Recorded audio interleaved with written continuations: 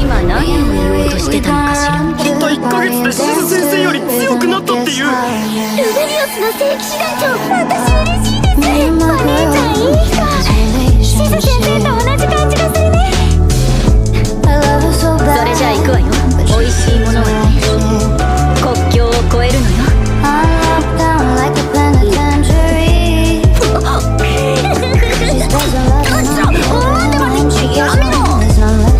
アルノーたちがあなたを探してたわよ。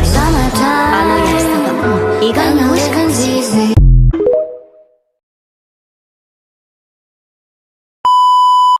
よう、久しぶり。領域展開無料空所。国その一団からは明確な敵対反応が確認されていません。ラファエルさん素敵。ありがとうございます。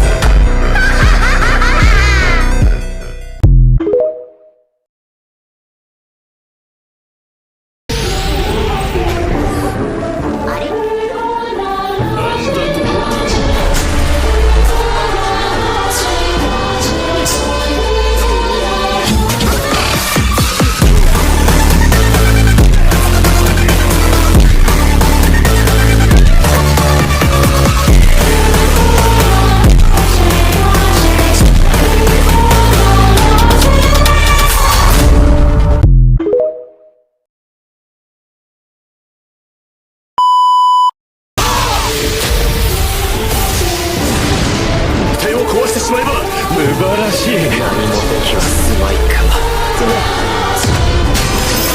手外れでした。なぜ来撃。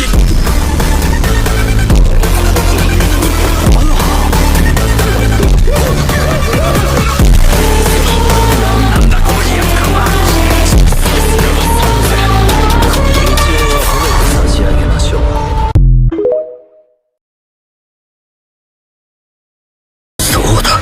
この男、原初の七色の悪魔の一人ノワールだが、現に恐ろしきはこの悪魔が使える存在がいるという事実。